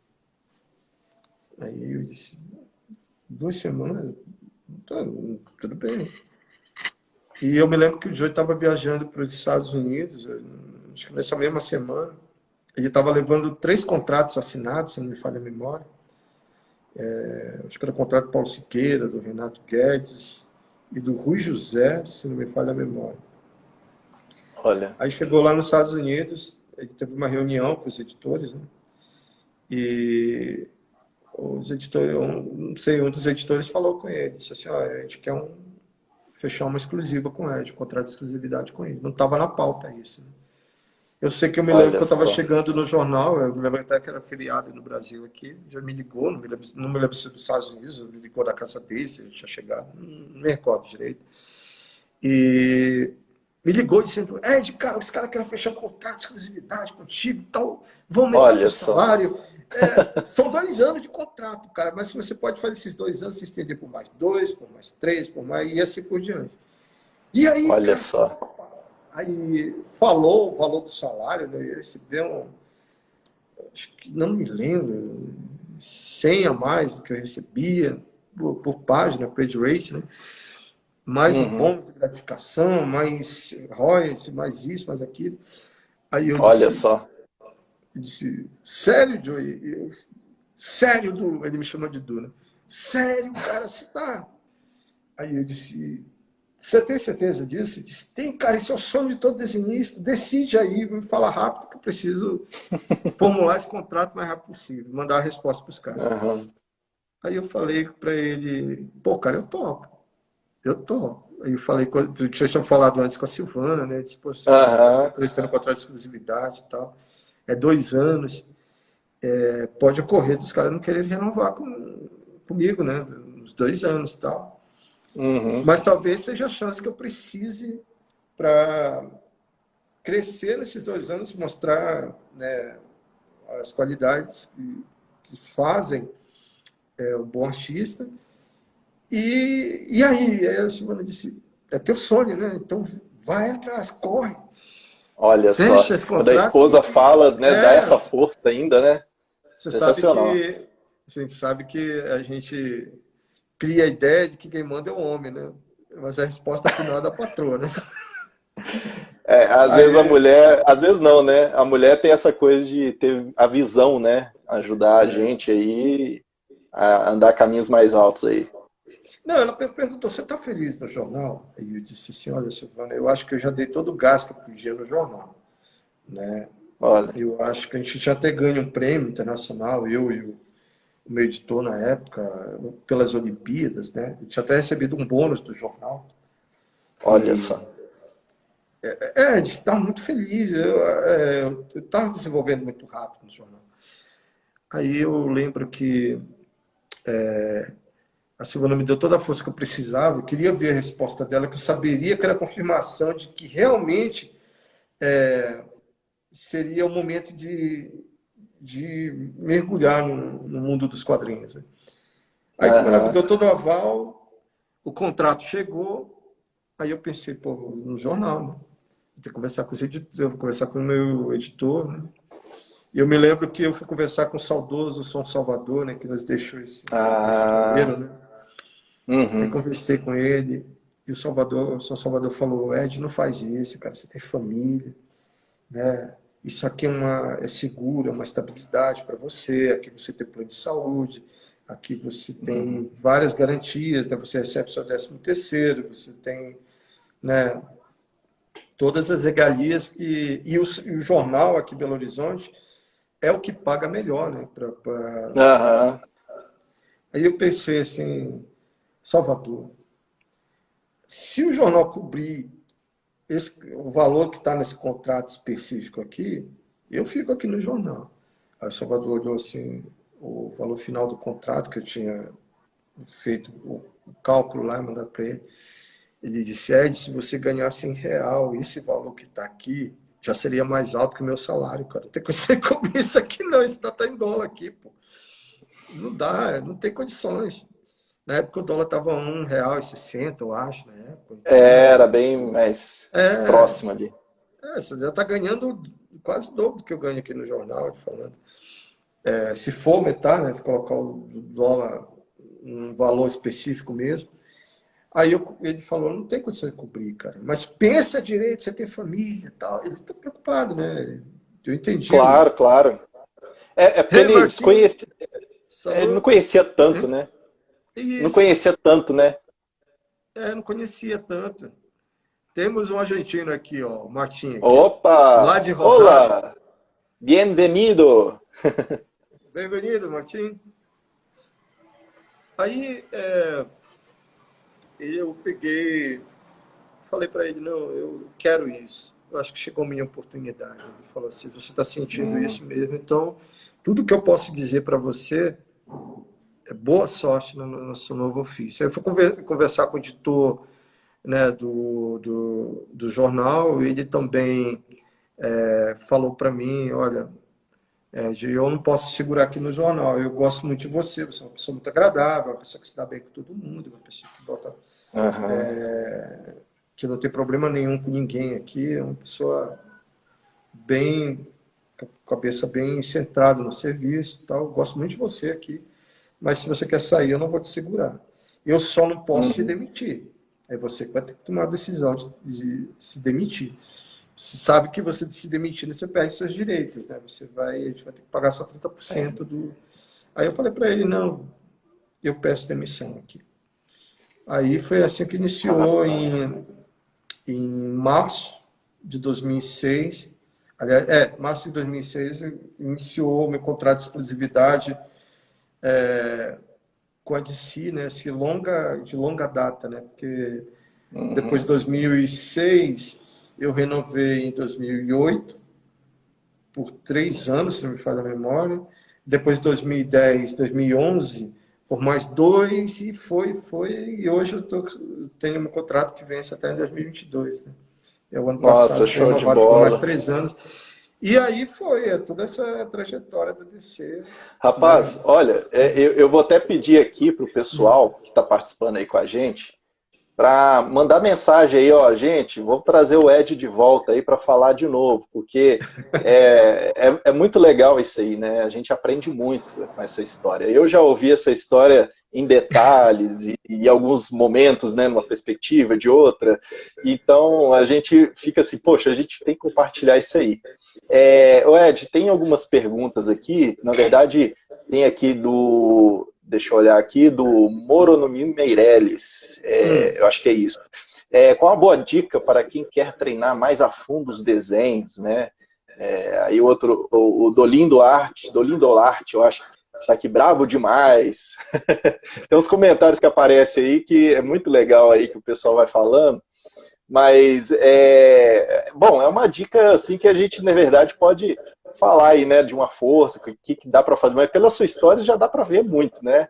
Muito estudo, muito esforço, dedicação, né? Olha, mas dica aí você.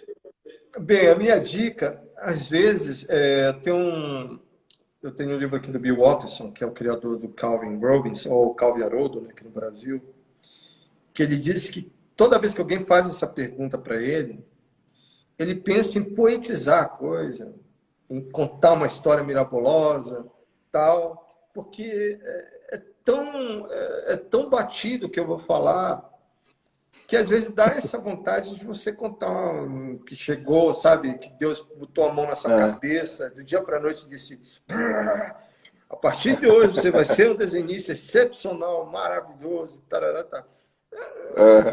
O que se pode dizer é estudar. Não tem jeito, é estudar anatomia, é estudar composição, é estudar anatomia de animal, desenho de observação. Eu me lembro que quando meu pai é comerciante, né? E era comerciante, né? Está aposentado agora, né?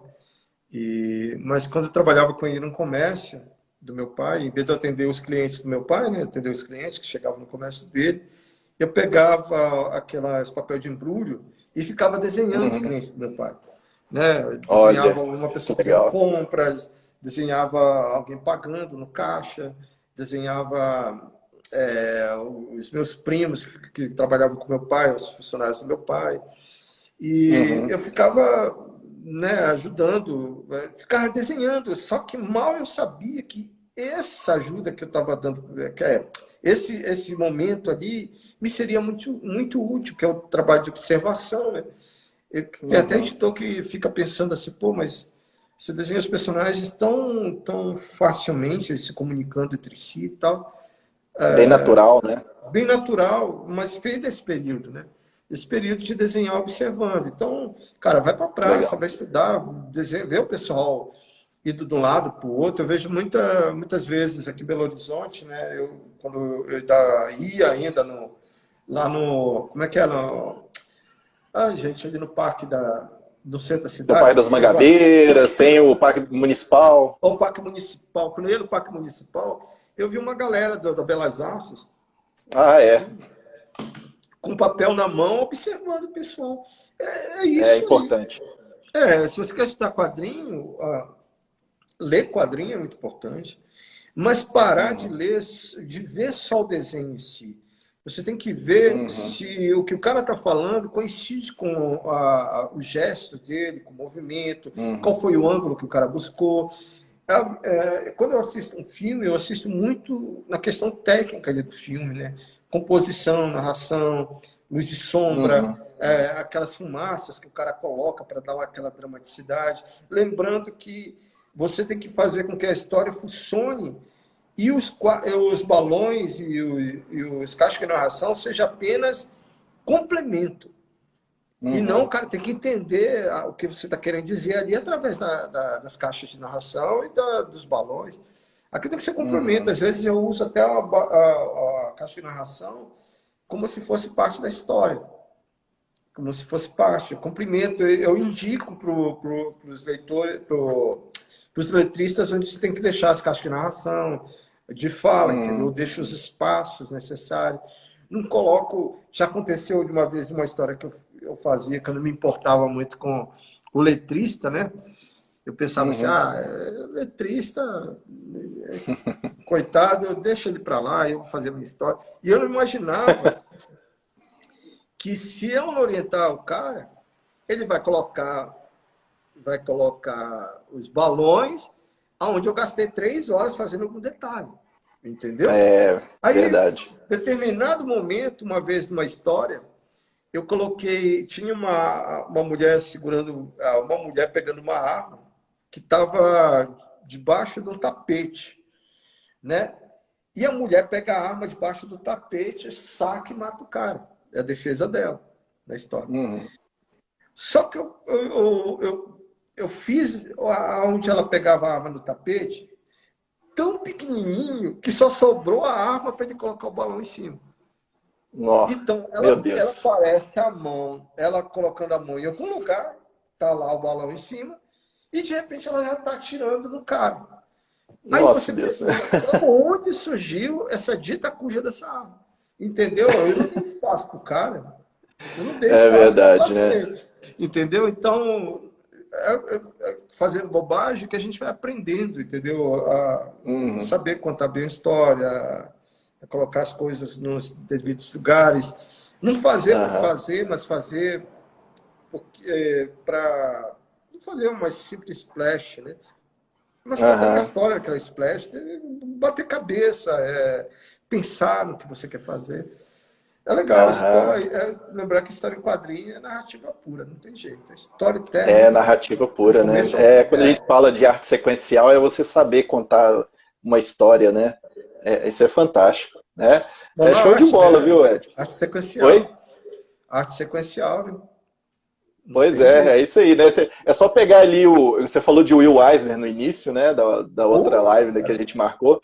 Você falou de Will Eisner, já tem aí, ó, gente. Quem não leu, lê aí Arte Sequencial, né? E tantos outros.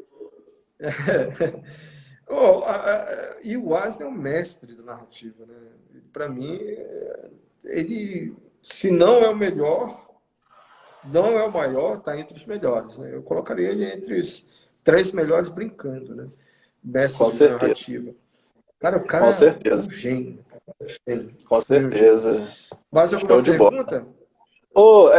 Na verdade, vamos fazer o seguinte, para a gente já ir para a parte final. Eu fiz aqui para a gente pode pegar aqui algumas partes, que eu selecionei algumas imagens aqui para o pessoal ver, e aí você fala um pouquinho, porque acho que tem... Cada uma delas, eu não vou colocar todas, mas pelo menos algumas ali tem parte importante aí na sua trajetória. Inclusive, que você pode continuar no próximo vídeo. Se o pessoal aí mandar aí mensagem, curtir aí também, né, o vídeo, e também às vezes pode entrar aí no meu canal, no meu perfil, e falar assim, Will, vamos trazer o Ed de novo e tal, e a gente continua essa história, porque eu acho que vai ser muito legal, e eu tô vendo aqui, né, já tá indo pro IGTV, o primeiro já tá lá, e vou ver se eu coloco no YouTube também para o pessoal ter acesso. Eu fiz aqui, agora essa parte aqui, ó, é a galeria do artista, né? Essa aqui eu faço aí com o pessoal, né, que está participando com a gente. Então, eu vou tentar colocar aqui alguma imagem importante aí essa aqui é uma imagem super importante, né, Ed? Essa é a capa do Detective Comics 946, 45. Eu acho que comecei essa aí em 1944, se não me falha a memória. Essa é da segunda, então, né? Dessa leva, essa é a né? segunda capa do Detective Comics. Isso. Os Sensacional. personagens que o Batman tá chutando aí, foi eu que criei eles. Eu criei todo o design deles. Show de bola. Interessante que essa foi uma capa que geralmente os editores pedem 3, 4 layouts para fazer, né? Você inicia praticamente com 3, 4 layouts. E eu não tinha uma ideia. Essa era a minha única ideia logo de cara. Eu pensei assim, pô, eu não vou ficar enrolando. Eu vou mandar a minha primeira ideia e mandei, os caras aprovaram na hora. Pô, ficou legal, manda bala aí. Aí eu mandei, acertei logo o primeiro layout, né? Eu pensei comigo, pô, só tenho essa ideia, a sugestão do editor foi essa, eu só tenho essa ideia no momento, eu vou arriscar. Né? E aqui ela tá parcial, então quem quiser ver ela completa pode dar uma busca na internet ou na própria página aí do Ed, né? Tanto no Facebook quanto no Instagram, que tem essas páginas aí, né, Ed? Com certeza. É isso aí. Ó, aqui tem outra aqui que é fantástica, que é do personagem aí também que marcou muito aí sua trajetória, né? Essa é a página dupla do Nightwing da primeira edição. Show de bola. E essa versão marcou muito, né, Ed? Você vê o símbolo grandão dele aí? Então, havia um impasse entre eu e o escritor. O escritor não queria essa marca grande, ele queria ela menor, reduzida e tal. Então, Caio Higgs ficou... Ô, Ed, pô, cara, diminui tá muito grande, tá com o peito todo dele e tal. Aí eu disse, pô, mas tá diferente, cara. Vamos fazer uma coisa diferente. Aí ele falou assim, não, diminui isso, pelo amor de Deus, tá muito grande. Aí você vê que na edição da quarta edição, se não me falha a memória, ou a quinta, eu já reduzi bastante o tamanho do símbolo dele. Verdade. E por incrível que pareça, se não me falha a memória, não, essa ainda é do JP Mayer, né? O Weber entra na segunda edição. Entendi. Nossa, legal. O Weber entra, se não me falha a memória, da quinta edição. O Paulo Siqueira que finaliza meu trabalho a partir da segunda edição. Entendi. E o Weber, lembrando que está aí com você até hoje. Não, o Weber está trabalhando comigo desde 2011, se não me falha a memória. Show de bola. Esse isso aí, ó. Da Aero Studio, né? Baseado no meu trabalho. Isso. Show de bola. Esse aqui não podia ficar de fora porque é um belo trabalho, viu? Sensacional. E quem quiser adquirir aí, né, Ed? Já tá à venda pela Aero Studios, né? Tá à venda. Fantástico. Aí... E já peça para o Ed assinar também.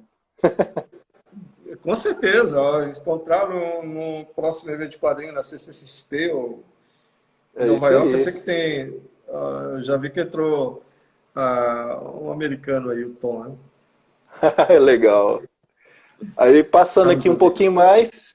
Essa aqui eu cheguei a ver você me mostrando lá, mandando para o editor. Essa é muito bacana. Essa é do Suicide Squad. Essa é uma das capas, eu não me lembro o número da capa, o número da edição. Eu me lembro que eu fiz algumas pontas, né? Eu acho que eu fazia, se não me engano, 10 páginas ou 8 páginas por edição, não me lembro, que era o complemento de uma história curta. Como é que é o nome? Esqueci o nome do desenhista que fazia a história maior, o John Romita Jr., e eu fazia a história curta. Sim. Legal. Esqueci o nome como é que é o Killer? Cara de Barro? Esqueci o nome. Não. Tá. esqueci o nome, cara, do monstrão aí. Eu fazia ele não é o Copic ali. Não é o Cara de Barro? Não, esse personagem, esqueci o nome dele aqui no Brasil, rapaz. Ah, tá. Esqueci o nome dele aqui, não me lembro agora. Eu desenhava ele com Copic. Ele eu resolvi fazer diferente, por exemplo, como a história era muito detalhada, para dar uma colher de chá pro Weber, para facilitar na vida dele, aí eu fazia o personagem, também para manter a textura, né? Para deixar a textura deixar uma coisa bem diferente, eu finalizava esse personagem. Toda vez que ele aparecia, eu finalizava ele. E o Weber sim. só finalizava os demais personagens. E como sempre, a Arlequina na frente, né? Ah, legal demais. Ainda mais, né, fazendo sucesso aí a personagem, né? O filme nem tanto, mas a personagem ela ficou muito famosa aí, né? É verdade. Essa capa aí deu o que falar, né?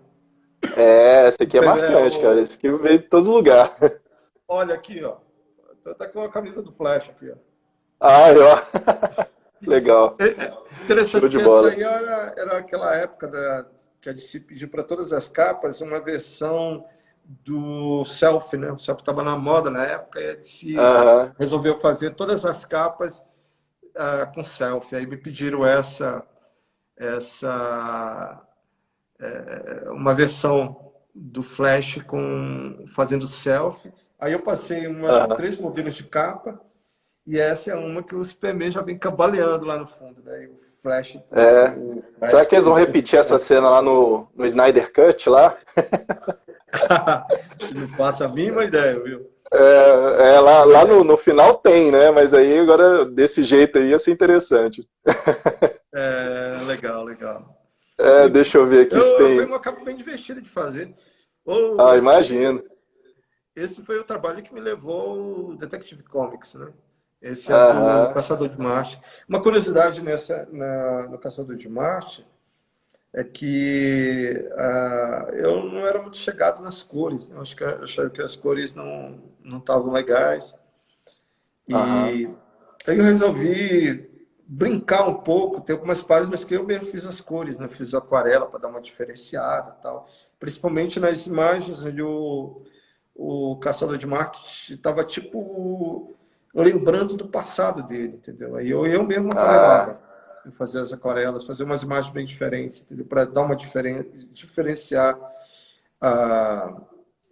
do tratamento digital. Legal. Eu fiz colorido. E eu acompanhei muito isso aí e vi realmente esses trabalhos aí que você fez. É sensacional, cara. Assim, e vendo ali quando você foi para Detective Comics, deu para ver que você falou, não, vou experimentar mais coisa nova ainda. Isso é legal demais. Foi o legal, cara, do Caçador de Marte, do Martian Manhunter, é que eu assumi o Caçador de Marte sem responsabilidade nenhuma. Para falar a verdade, eu nem ia para o Caçador de Marte. Eu não ia para o Caçador de Marte. Eu ia fazer apenas a abertura, que era uma história curta, eu acho que de 12 edições, de 12 páginas. É um epílogo. Eu ia fazer apenas o epílogo e ia fazer a primeira edição e um outro artista ia assumir a revista. Eu ia para o Batman, eu ia para o material do Batman, eu ia fazer a história do Batman. Né? Só que eu gostei tanto do roteiro. O Robbie Williams me entregou um roteiro fantástico de terror, que eu pensei comigo, caramba, cara, eu não tenho... É um personagem que, assim, que não tem o peso, né, de outros personagens da DC, e eu estava me sentindo solto para fazer o que eu fizesse ali, e ninguém ia ficar me cobrando nada. Então, eu usei o Caçador de Marte, fiz um monte de experimento, brinquei com a narrativa. Inclusive, trouxe um destaque maior ainda para o personagem, né? Por incrível que pareça, foi considerado pela crítica, né, de 2015 o melhor lançamento da DC. Vendeu mal pra caramba, mas a crítica adorou. Foi unânime, cara. Aonde tinha crítica, o pessoal elogiava. Né? Principalmente o primeiro arco das primeiras 6 edições. O pessoal gostou pra caramba. Muito bom mesmo. Show de bola. Tem essa aqui, essa imagem aqui também, que eu selecionei um pouco mais aleatória, mas eu achei muito bonita. Na verdade, ela completa, ela tem ali o planeta de ar embaixo, né? Aquele globo. Isso é uma capa. Eu já fiz tanta capa, eu acho que é do Superman, se não me falha a memória. Eu nem lembro. Esse eu acho que ele é mais antigo, mas ela completa, ela fica muito bonita. É que aqui eu parti ela um pouquinho por causa do vídeo, mas ela ficou muito bonita. Se não me falha a memória, eu já fiz mais de 130 capas para esse, né? Bem mais, eu acho. Rapaz. Eu acho que... isso aí é história para contar. Anos. Não, são 16 anos, né? Rapaz, que legal. 2004, né? São 16. Uhum. Desses 16, eu lembro que além de eu fazer as capas para o título que eu fazia antes, eu também fazia capas para outros títulos, né? Teve uma vez que eu estava fazendo, se não me falha a memória, 4 capas por mês. Né? Então, rapaz, meu Deus. Teve uma época que fiz capa pra caramba. Acho que aqui fechou. Não lembro. Deixa eu ver aqui. Eu acho que fechou aqui. Eu tinha até, acho que mais arte, viu, Ed? Não, fiz tanta capa que é difícil lembrar. Eu fiz capa para o Superman, fiz capa para o Superboy, fiz capa para os Titãs, fiz capa cara, não dá. Eu fiz muita capa. Bastante capa. Isso é muito bom. Eu fiz. Teve um ano que eu fiz a conta uma vez num ano.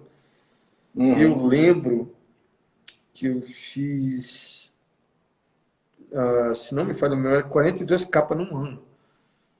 Rapaz, olha só. É porque teve uma... Isso é bom demais. Eu fiz 42 capas num único ano uma vez. Aí, tirando isso tudo, foram... Se não me engano, não, minto, eu fiz 42 capas em 2 anos. Eu fiz uma conta uma vez, eu peguei aqui no meu computador e eu estava somando, né? Do ano, eu coloco por período, né? Eu fecho uma pasta de arquivo e coloco por período. Teve um ano que eu não fechei o ano. Não fechei ela no ano. Eu fechei ela em 2 anos. Aí eu fui fazer a conta de capas que eu tinha que enviar para o Fred, né? Eu fui somar as capas, deu 42 no ano. Aí eu disse, rapaz, cara, é muito trabalho, hein? Porque teve uma época que eu fiz capa tripla. Eu fiz 2 capas tripla, né? Seguidos, assim, para aquela série Black as Night, né? Aí eu fiz capa para 4 títulos diferentes, fora o título que eu estava fazendo. Então, foi capa uma atrás da outra. Eu tinha até convite para fazer capas extras e tal. E teve uma época que eu estava...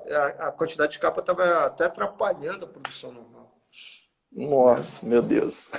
Mas, gente, que legal, viu? Que mas legal. Eu não posso nem reclamar que eu gosto de fazer capa, só que chega um momento que às vezes você não tem... Olha o Julião aí entrando aí. Ó. Olha aí. Júlio Ferreira. Grande abraço aí, ó. Foi tema aí várias vezes aí falando, né? A Ana tá perguntando se ainda tem sonho de poder desenhar o que... O que você ainda tem sonho de poder desenhar um dia? Olha... Na DC, eu ainda não fiz a Mulher Maravilha. É o único título dos 3 que eu ainda nunca trabalhei. Foi a Mulher Maravilha. Legal. Bacana. Na Marvel eu não fiz nada ainda, né?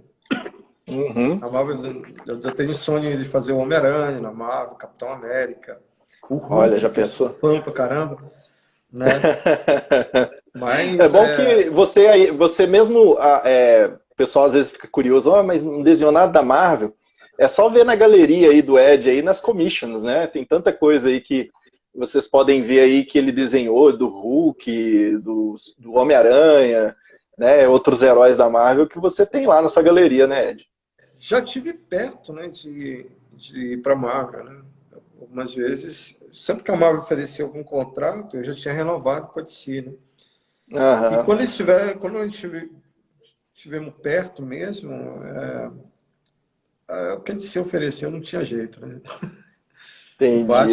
Não tem jeito de você é inegociável o Batman, né? É verdade, troca, né? Batman... Cada vez que a DC quer alguém da DC, da Marvel, né, da concorrente, que nem o Greg Capullo, né? Aí o Greg Capullo botar o Batman na história, eu vou para aí, né?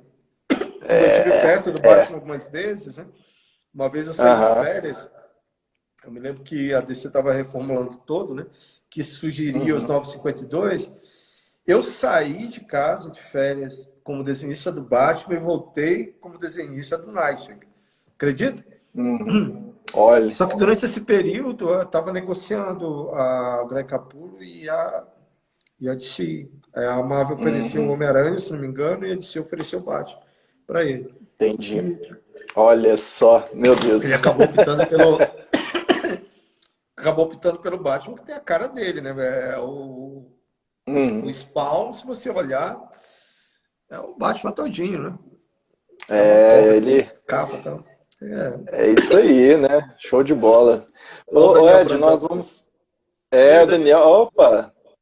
Grande abraço aí pro Daniel Brandão. Inclusive, eu acompanho muitas tiras aí do Daniel Brandão diariamente. É muito legal aí as tiras que ele coloca. Então, grande abraço aí pro Daniel. Gente boa demais. Bacana demais. E é o chefe da minha sobrinha, que é professora lá na escola, Daniel. Que legal. Show de bola, show de bola. Gente, vamos ter que correr já então para essa finalização. Eu tenho aí minhas obrigações de pai também, né? Ajudar ali um pouquinho. Mas a ideia aí era que a gente conversasse mesmo, viu, Ed? E eu peço, por favor, mandem mensagem aí, fala assim, gente, vou querer uma continuação aqui do Ed, mais história, mais coisa, vamos marcar mais outro dia. Foi igual com a Flávia da outra vez também, a gente tinha tanta história para contar, falando, não, vou marcar de novo. Então, mais para frente a gente faz aí de novo, se você quiser. E aí a gente mantém aí, né, esse compartilhamento aí de histórias, de causos, coisas assim que nos ajudam, né? Isso é muito legal, vai ser bacana demais. E quem sabe na próxima a gente abre também para outros idiomas também, né? Inglês. Opa! Aí, ó, já teve Argentina, teve gente dos Estados Unidos que entrou também. Então, isso é bom demais. A gente manda pergunta, se vira. Responde inglês, responde espanhol. Aliás, você fala espanhol e eu falo... você já vai falando inglês. Você vai falando inglês, a gente vai, né, fazendo qualquer coisa aí. Muito bom, muito bom. Ed, eu queria agradecer você aí pela sua disponibilidade. Nós tivemos aí 1h50 praticamente, e vou ver se eu coloco isso no IGTV, né? E vou ver se eu também consigo fazer algo para colocar no YouTube, né? Então, no YouTube eu tenho um canal lá, que é o Will Rios, é só digitar lá Will Rios, você vai achar, é um canal que eu estou construindo um conteúdo aí voltado para artistas, desenhistas, né? Para quem gosta dessa área. E aí a gente joga isso aí também, que eu acho que é bem legal, é muito valioso. Para quem está aí nessa área, eu acho que tem que ouvir isso, tem que ouvir essas histórias para ter aquela injeção mesmo de ânimo e para ir para o lugar certo, né? Você quer se tornar um desenhista de quadrinho, por exemplo, você tem um esforço, não é aquela coisa do dom. Você tem a facilidade, mas você tem que estudar, tem que se esforçar, tem que haver aí uma dedicação muito grande, né? Então, muito obrigado pelo seu compartilhamento aí. Vamos conversando aí para a gente marcar uma próxima. Beleza, Will. Obrigado aí pela oportunidade. Valeu, pessoal. Muito obrigado aí. Apoio na Will. É um cara extremamente talentoso, né? Tem crescido cada vez. A cada trabalho a gente percebe um crescimento gigantesco do trabalho dele, ele está se aprimorando, né? Técnicas de cor belíssimas, né? Tem uns trabalhos maravilhosos, principalmente trabalhos baseados, né, em figuras reais, né? Aí você vê o material do Chaves dele também, é belíssimo também, né? Muito bom. Valeu. Companheiro de trabalho, um bom amigo. Tem sido aí, você tem sido um grande amigo e me ajudado muito aí, assim como também tem outras pessoas. Para quem não sabe, é um musicista de mão cheia, gente. De mão cheia. Meu Deus do céu, nem fala. Ele escolheu entre a música e o desenho, então, musicista. Rapaz, eu vou te falar, viu? Eu tô precisando voltar a estudar um dia aí, mas agora eu estou me dedicando mais a essa outra arte. E depois vocês podem ver, até acho que lá no canal eu coloquei eu e o Ed tocando. O Ed também toca. O Ed, eu vou te falar, tem mão cheia aí para o violão clássico. Então acho que é o único registro que a gente tem mais forte assim do nosso trabalho musical. Isso porque, olha, tiraram a captação do meu microfone. O microfone pois é, vou ver lá. Beleza, então, meu amigo, muito obrigado mais uma vez. Deus abençoe você, sua família toda aí. E obrigado a todos aí que participaram. Tudo de bom para vocês aí, até mais. Então falou, gente, um abração para vocês. Fico com Deus aí.